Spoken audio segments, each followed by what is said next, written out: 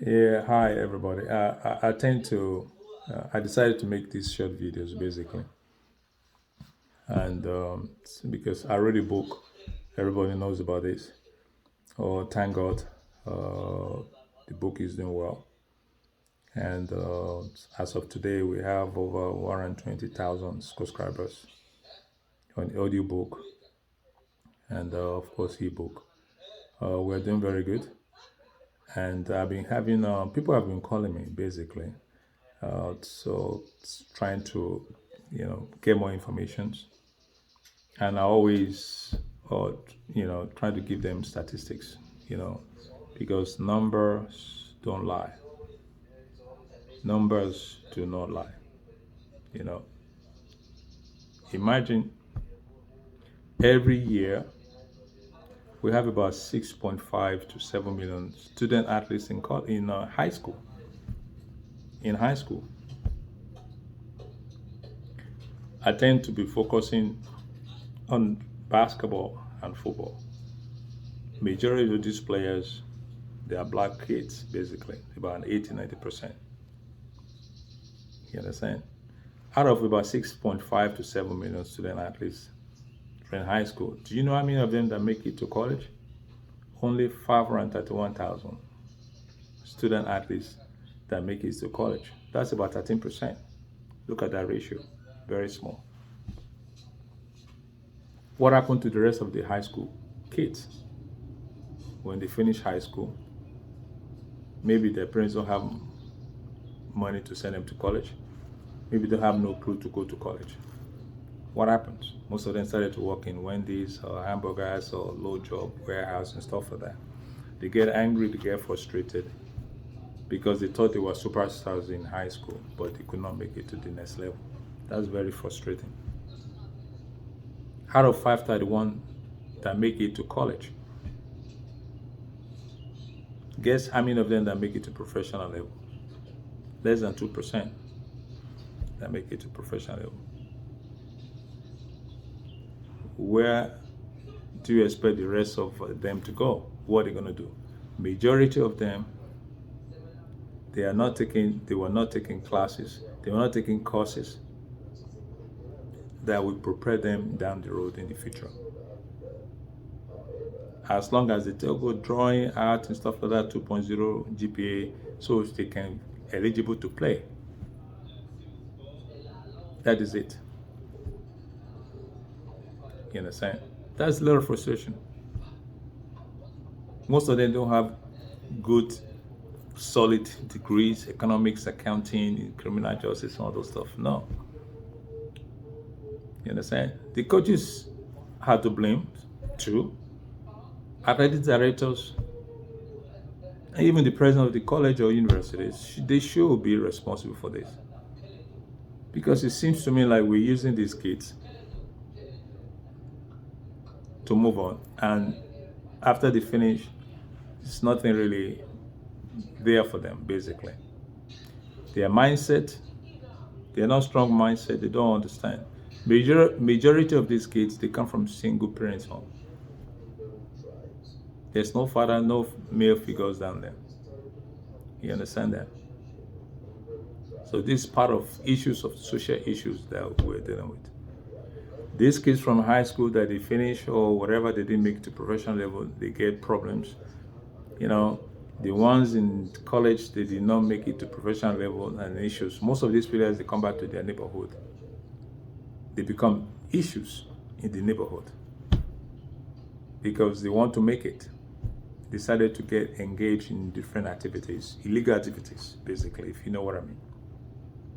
You know, out of even look at NBA and NFL players. How many of them have a bachelor degrees? How many of them? I think they are 1%, less than 1%, even less than 1%. You know, majority of them they were hiring people like me, other to lawyers and stuff like that to manage their money. These players they don't have no clue about finance 101, economics 101, where to put their money, how to invest, and stuff like that. This is part of the issues that it needs to be talked about. You understand that? These players, these kids, they get frustrated. They pointing at the pointing fingers at the at the society, at the system. You understand? And I mean, you see, every year, do you know how much the colleges or university they make from basketball or football? They make between 15 to 20 millions per year. Per year. On the backs of these players. Yes, they give them scholarship 80, 90,000, $100,000. You understand that? Most of these, I know I played with a player that instead of 4 years, he graduated in 6, 7 years. You understand that? Where is he today? What is he doing today? I still see the players, I still see him most of the time. He's frustrated, basically. You understand that? So this is one of the reasons I wrote the book, to try to highlight the issues. You understand that? You can blame the school, you can blame the athletic directors, you can blame the coaches, but the parent, there's so much divorces, there's so much single parent. And statistics shows that most of these recruiters, when they go and recruit some of these players, the fathers were never there. Only the mother. What mother doesn't know much. You understand? They lie to them. They got the kids to college.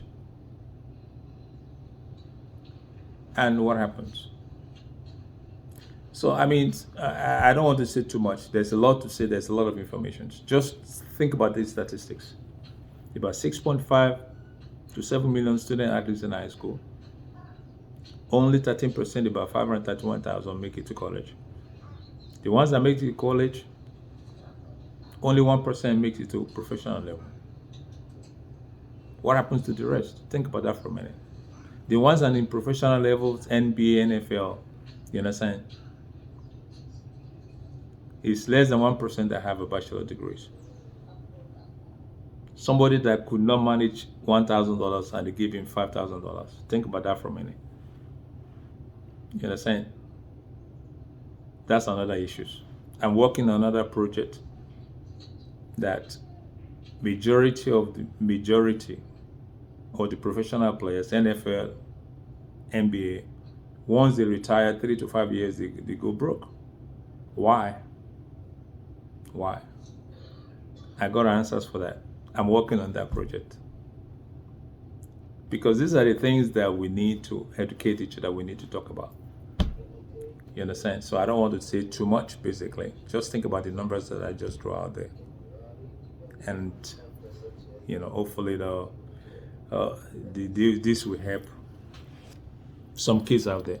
I hope it's going to help some kids out there. Even parents, coaches, athletics directors, even university presidents. The program needs to be changed. They need to emphasize it more. That these kids get quality degrees when they get out. All right? Thank you, fellows.